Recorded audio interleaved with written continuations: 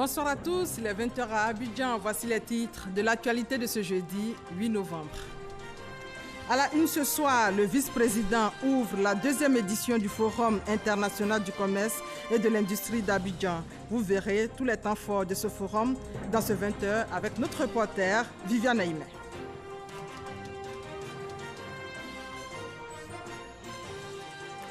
Grève des agents de la santé. Le ministre de la Santé en visite au CHR de Yamoussoukro pour faire le constat d'usage. Il invite les grévistes à la reprise du travail pour sauver des vies.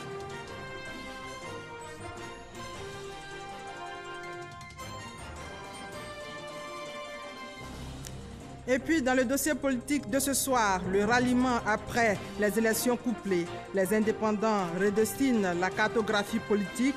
Focus sur ce qui est perçu comme un acte de trahison par les électeurs dans ce 20 h.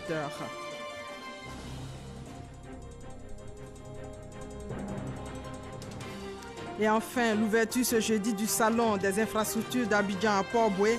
Thème, penser l'aménagement du territoire en intégrant les réseaux intelligents.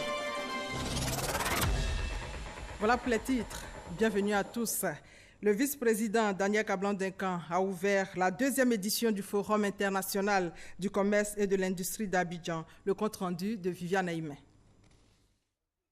La deuxième édition du Forum international du commerce et de l'industrie d'Abidjan, le FICIA Expo, a ouvert ses portes ce jeudi 8 novembre sur le thème « Pour une Afrique forte et solidaire ».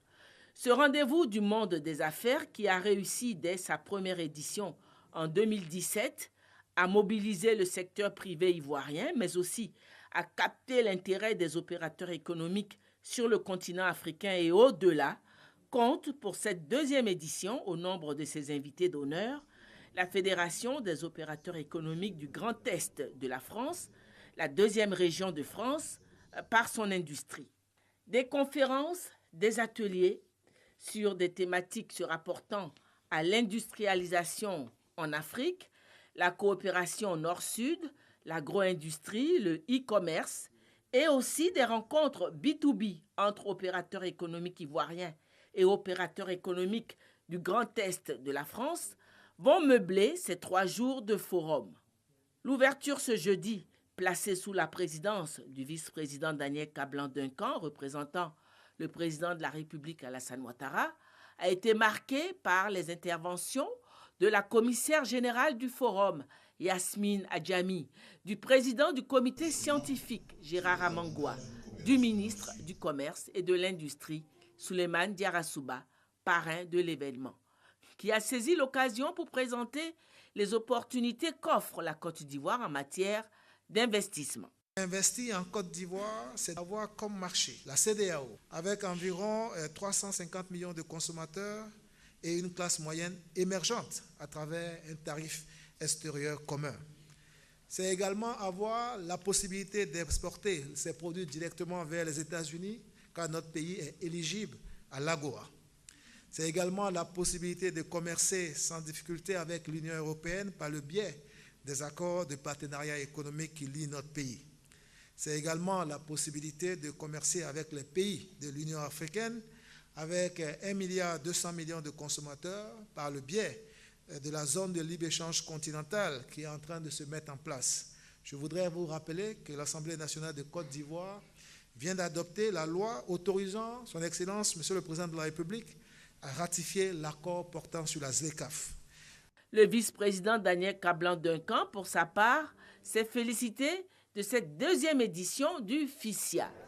Il a visité l'exposition des stands avant de livrer ses impressions.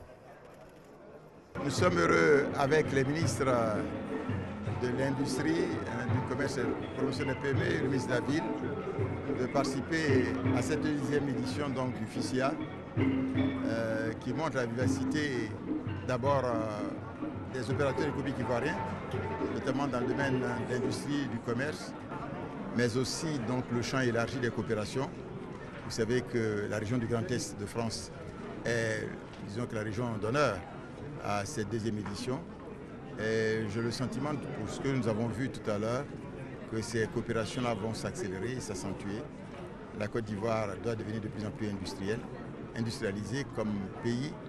Et ces partenariats permettent d'avoir à la fois des apporteurs de technologie, mais aussi des apporteurs parfois de financement, et qui doit permettre à notre pays donc d'aller de l'avant. Le FICIA deuxième édition a ainsi démarré ce jeudi pour prendre fin samedi. Et en marge de ce forum, le vice-président a reçu des hommes d'affaires de la région Grand Est de France qui veulent investir en Côte d'Ivoire. La délégation espère tisser donc des liens d'affaires avec le secteur privé. Mahama Traoré. Avec un produit intérieur brut de plus de 98 000 milliards de francs CFA, le Grand Est est la deuxième région industrielle de France. Une région qui envisage d'intensifier ses échanges extérieurs avec l'Afrique et la Côte d'Ivoire comme porte d'entrée. Volonté matérialisée par la présence à Abidjan d'une délégation d'hommes d'affaires de la région du Grand Est. Avant toute prospection du marché ivoirien, la délégation est venue faire part de ses intentions au vice-président de la République, Daniel Kablan-Duncan. Nous avons là des chefs d'entreprise qui sont particulièrement investis dans un certain nombre de domaines, dans le domaine agricole, dans le domaine également de la santé par exemple, de la recherche également sur des domaines qui touchent la médecine ou la pharmacopée. Et puis il y a également le volet formation avec les grandes écoles qui nous accompagnent. Nous avons vraiment là des perspectives extrêmement intéressantes. Cette mission fait suite à la visite effectuée en juin dernier par le vice-président Daniel Kablan-Duncan dans la région du Grand Est de France, un territoire déjà en partenariat avec la région de l'Anawa dans le cadre d'un projet de coopération décentralisé. Une journée chargée pour le vice-président Daniel Kablan-Duncan. Il a aussi ouvert ce jeudi après-midi les assises du 3e Salon international des équipements et des technologies de transformation de l'ANACAD. Cette édition porte sur le thème de la transformation de l'ANACAD, une mine d'opportunités pour l'autonomisation de la jeunesse africaine. Sachez que le continent produit près de 90% de la production mondiale alors qu'il ne transforme que seulement 6%. La Côte d'Ivoire n'échappe pas à cette réalité. Le vice-président qui était aux assises des historiens à Yamoussoukro, ces historiens veulent contribuer à l'avènement d'une Afrique nouvelle. Léon Brou. Certes peu nombreux, mais représentatifs de toute l'Afrique, ces invités de la Fondation Félix Houphouët-Boigny pour la recherche de la paix et des universités publiques nationales participent au 5e congrès de l'Association des historiens africains qui totalise 46 ans dans l'émancipation des peuples. À quoi serviraient donc nos œuvres érudites si elles n'étaient pas en lien avec les préoccupations majeures de nos populations et si elles ne contribuaient pas à la prise de conscience de nos populations et voire aider à la prise de décision face aux grands défis de notre époque. En clair, l'histoire, selon ces intellectuels, doit toujours jouer le rôle de levier dans la transformation sociale. Ces travaux pour redynamiser leur association, donc l'occasion pour les congressistes de réfléchir sur l'histoire africaine et ses enjeux actuels. La finalité, trouver la réponse de l'histoire aux crises qui secouent l'Afrique. Déjà, la grande chancelière, en historienne avertie, invite à puiser dans les outils africains de gestion des conflits, tels le toupet ou d'organisation de la société, notamment la chefferie traditionnelle. Vouloir appliquer le modèle des démocraties occidentales sans le matiné de culture et de tradition africaine a sans doute abouti à une compréhension incomplète de ce modèle et donc à sa mise en œuvre incertaine. Il serait opportun de réviser les apports extérieurs avec nos grilles de lecture propres à l'Afrique, nos codes africains, nos manières de faire africaines. C'est cela, à mon avis, que nous, historiens, devons contribuer à faire dans le temps présent. Représentant le président Alassane Ouattara, le vice-président de la République croit en l'avènement d'une Afrique nouvelle avec les historiens, car, aptes à se servir du passé pour orienter le futur, ils ont les réponses aux défis du continent, notamment gouvernance, croissance, intégration, immigration clandestine. Il n'existe pas d'exemple au monde et dans l'histoire où les questions d'immigration clandestine aient été traitées autrement que par la création de conditions de vie décentes pour les candidats au départ, soit dans les pays d'origine, soit dans les pays d'accueil.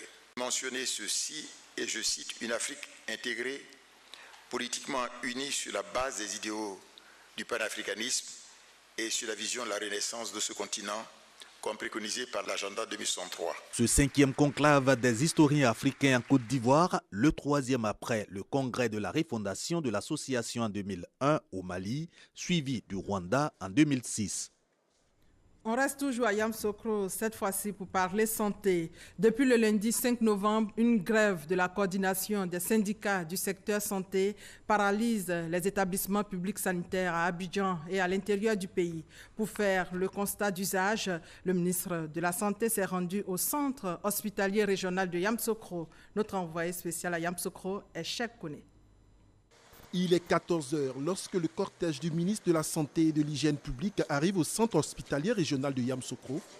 À Kaouolé visite tour à tour les services des urgences, de la pédiatrie, du bloc opératoire et de la salle d'accouchement. L'objectif de cette mission terrain est de constater l'existence d'un service minimum. Nous sommes venus faire le constat. Il faut connaître la position des agents de CCHR par rapport à la grève de la Coordination Santé qui est en cours. Je suis peiné par ce qui s'est passé ici et peut-être dans d'autres établissements sanitaires. Je suis venue faire échographie. Donc je suis venue à 8 h. On me dit que le docteur n'est pas là, que de venir à 14 h. Je suis arrivée aux environs de midi. Je suis venue accompagner ma soeur qui est en travail. Et ils nous ont bien accueillis. Elle a accouché, on a atteint un peu pour rentrer à la maison. Ici, au centre hospitalier régional de Yamoussoukro, le taux de présence a connu une hausse à la 2e journée de la grève. Il est passé de 42,17% à 50% de taux de présence. Un effort salué par le ministre qui a par ailleurs invité l'ensemble des grévistes à privilégier le dialogue. J'invite les responsables de la coordination santé d'avoir un peu d'amour pour les autres Ivoiriens. Même s'ils pensent qu'ils ont raison, mais ils n'ont pas raison. Avoir un peu d'amour, d'avoir la crainte de Dieu pour permettre à d'autres aussi de vivre.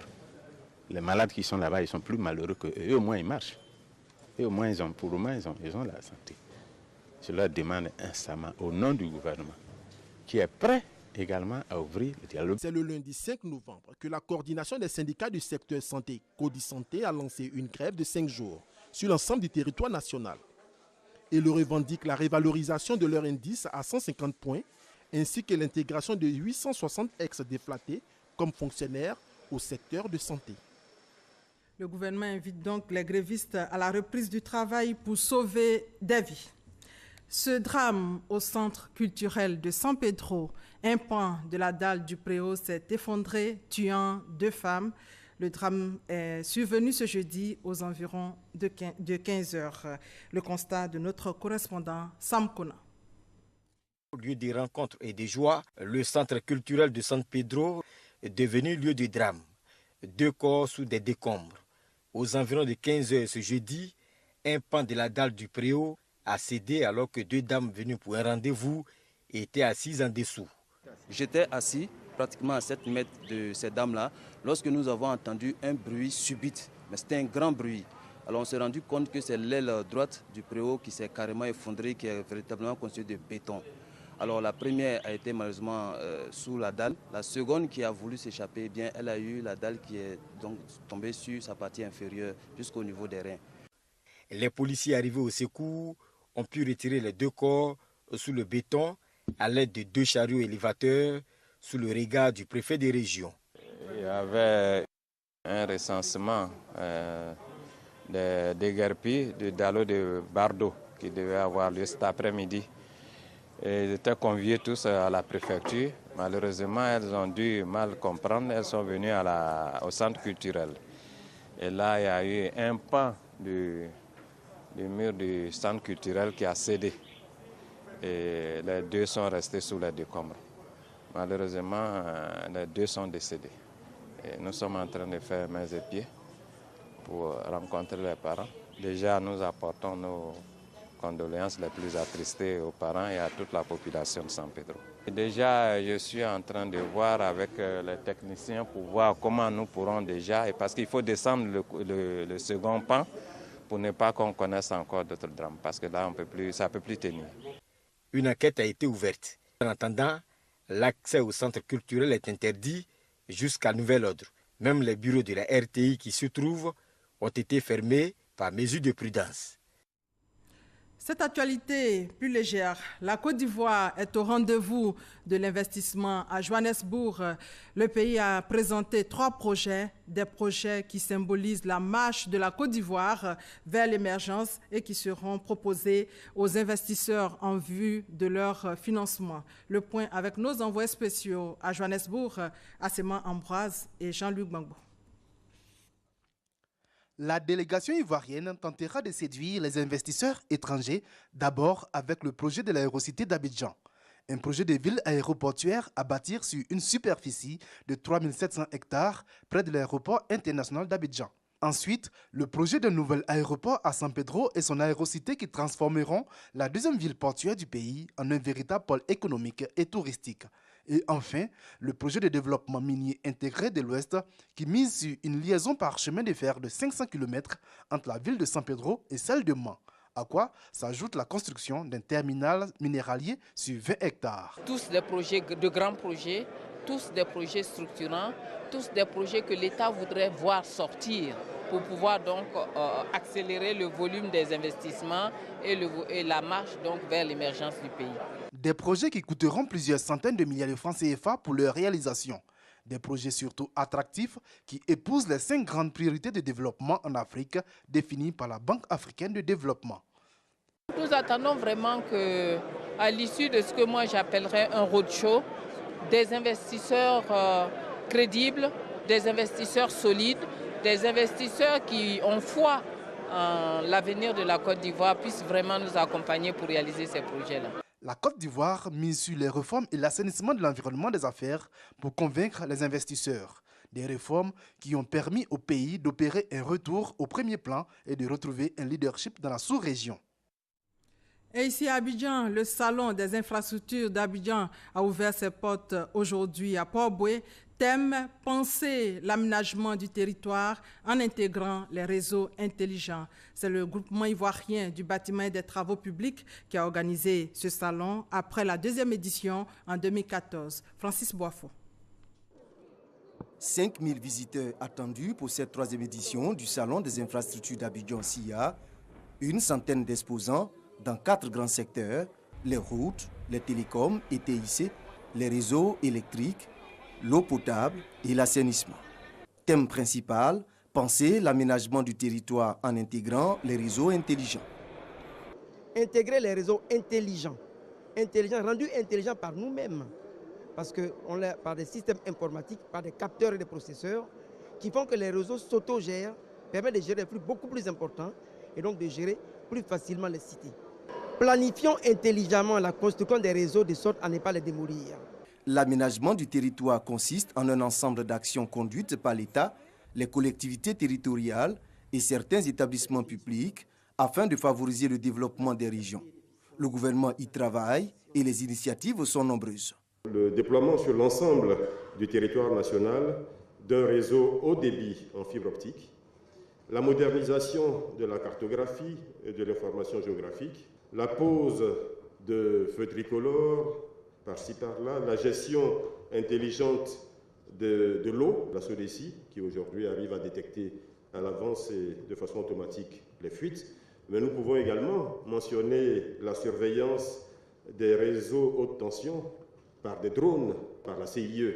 Le SIA 2018 est une plateforme permettant aux entreprises de présenter leur savoir-faire, intégrant les nouvelles technologies.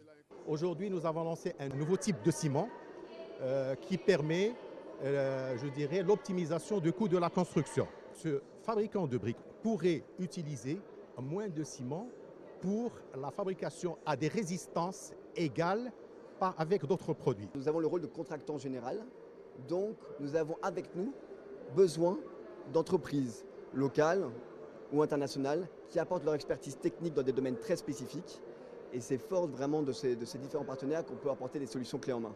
Au-delà des propositions techniques et scientifiques, ce salon a tout d'un forum économique et les PME, petites et moyennes entreprises, veulent en tirer profit. Nous travaillons de manière classique, mais nous avons besoin de cette nouvelle technologie pour pouvoir effectivement aller de l'avant, créer plus, pour être plus compétitif sur le marché international.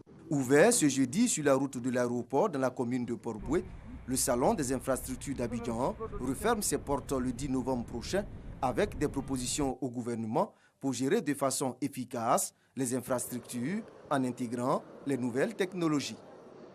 126 milliards de francs CFA pour financer l'initiative Cacao et Forêt. Alors, le comité de pilotage de l'initiative Cacao et Forêt a tenu sa deuxième réunion ce jeudi à Abidjan. L'examen du budget détaillé de la phase de démarrage de l'initiative était au centre de la réunion. On fait le point avec Lanciné Bakayoko. L'initiative Cacao et Forêt est un engagement actif entre les principaux pays producteurs et les entreprises chocolatières. Son objectif, restaurer les zones forestières par l'élimination de toute conversion supplémentaire de terre pour la production du cacao. En ce qui concerne la Côte d'Ivoire, de nombreux engagements pris dans le cadre de l'action commune connaissent un niveau de réalisation très avancé. Il s'agit notamment des engagements suivants. Arrêter de s'approvisionner en cacao provenant des parcs nationaux et réserves, et ce depuis le mois de janvier 2018, actualiser les cartes du couvert forestier et de l'utilisation des terres pour les différentes forêts d'ici au mois de décembre 2018. Cet engagement sera tenu pour ce qui concerne les parcs nationaux et réserves. La cartographie de tous les parcs nationaux et réserves a été donc actualisée à l'exception du parc national du Mont Péco. En phase d'exécution également, le nouveau projet de code forestier. Les outils de gouvernance et le contenu technique déjà élaboré, le grand défi de l'initiative Cacao et Forêt reste maintenant la mobilisation du financement. La validation du budget constitue une étape majeure dans le processus de recherche et de mobilisation des ressources requises pour mettre en œuvre le plan d'action détaillé et entreprendre des actions concrètes sur le terrain. Ce budget en validation s'élève à 126 milliards de francs CFA. Le plan d'action, lui, prévoit entre autres la mise en place d'un système unifié de traçabilité du cacao ainsi que la création de zones d'agroforesterie. Pour l'heure, les 5 premières régions ivoiriennes devant bénéficier de l'initiative sont la Nawa, San Pedro, le Cavali, le Guémon et la Mé. Dans l'actualité ce soir, la Commission nationale des droits de l'homme de Côte d'Ivoire change de dénomination. Elle devient le Conseil national des droits de l'homme. Le projet de loi a été présenté par le garde des Sceaux, ministre de la Justice, ce jeudi. On fait le point aussi avec Kolo Koulibaly. D'abord, 2 projets de loi de ratification adoptés par la Commission. Le premier porte sur la prorogation du mandat des membres de la Haute Autorité pour la bonne gouvernance. En dehors du président de cette institution, leur mandat a expiré depuis le 16 avril 2017. Avec ce projet de loi, il reste en fonction jusqu'au 31 décembre en attendant la nomination de nouveaux membres. Le deuxième texte présenté par Sanson Kambilé modifie l'article 181 du Code de procédure civile, commerciale et administrative. Le recours aux fins de suspension à l'exécution provisoire a un effet suspensif à compter de la signification de la requête à l'intimé. Toutefois, le projet d'ordonnance précise que le caractère suspensif du recours n'a d'effet que si aucune mesure d'exécution n'est entamée par l'intimé au moment de la signification de la requête. Le troisième projet de loi porte sur la création du Conseil national des droits de l'homme. La dénomination actuelle est Commission nationale des droits de l'homme de Côte d'Ivoire. Ce conseil sera une autorité administrative indépendante, autonome financièrement et au pouvoir renforcé. Il érige la CNDH en une autorité administrative indépendante ayant une autonomie financière. Elle n'est plus soumise au contrôle a priori du contrôle budgétaire pour l'exécution de son budget. Elle ne sera désormais soumise qu'au seul contrôle a posteriori de la Cour des comptes, le pouvoir de procéder de façon inopinée à la visite des lieux de détention afin de prévenir les actes de torture et de protéger les citoyens contre ceux-ci. Avec cette nouvelle orientation, le Conseil national des droits de l'homme est désormais en conformité avec les principes de Paris. On en vient au dossier politique de ce jeudi.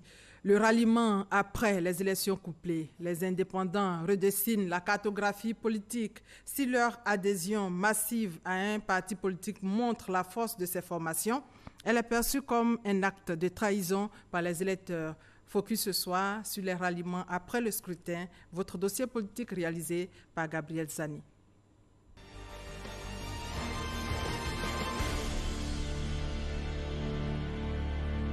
Les élections locales terminées, c'est l'heure du bilan.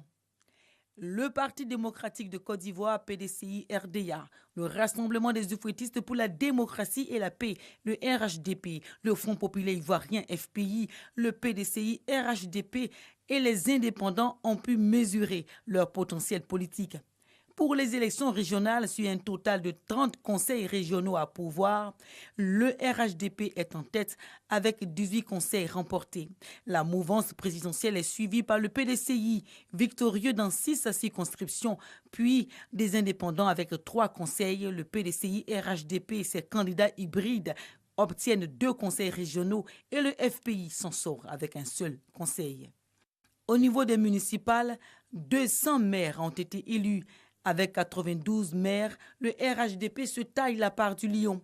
Les indépendants arrivent en deuxième dans le classement avec 56 circonscriptions. Ils sont suivis par le PDCI avec 50 élus. Le FPI obtient 2 mairies. Des partis politiques se félicitent des prouesses accomplies. Ces résultats donnent une nette victoire au RHDP avec le ralliement bien sûr de certains indépendants.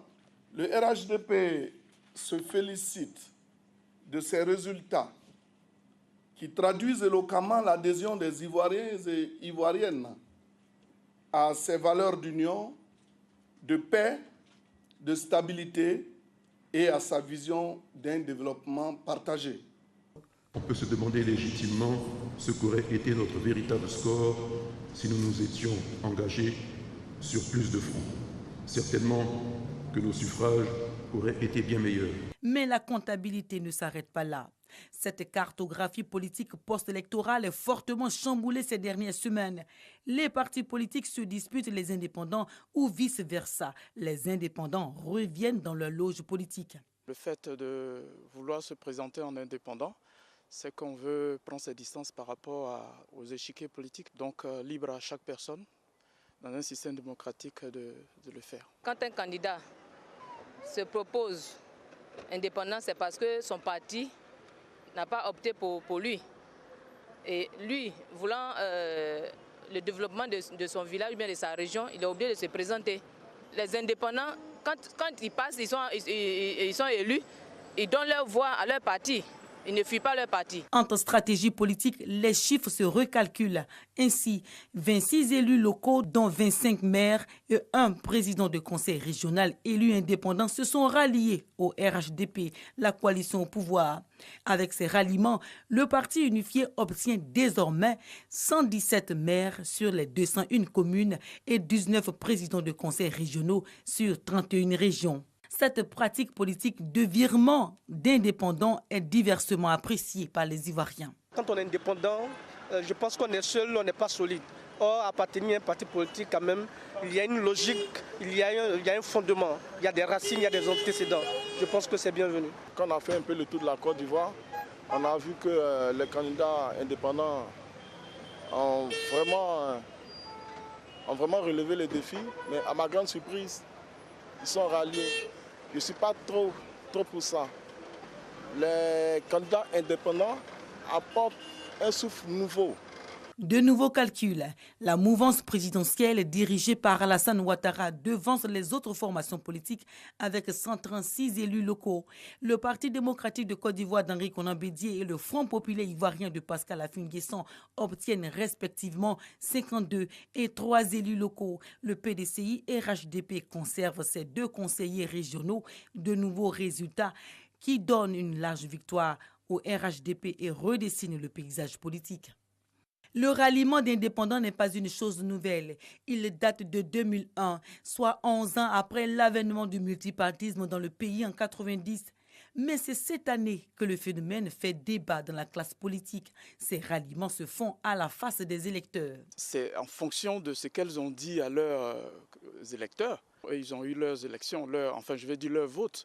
Se ranger d'un côté comme de l'autre, c'est comme s'il y avait une sorte de trahison. Ils ont vu en ces personnes-là des personnes comme eux, et non des politiciens. Et aujourd'hui, voir ces candidats indépendants se rallier, c'est selon moi un mécontentement de la population. La mouvance présidentielle s'apprête à accueillir sa deuxième vague d'indépendants ralliés, la première ayant été comme une deuxième victoire. Quant au PDCI, Parti démocratique de Côte d'Ivoire, le parti n'a pas encore officialisé les indépendants affiliés. Le Front populaire ivoirien non plus. Mais toujours est-il que la bataille pour la trentaine d'élus d'indépendants restants est sans merci entre les formations politiques.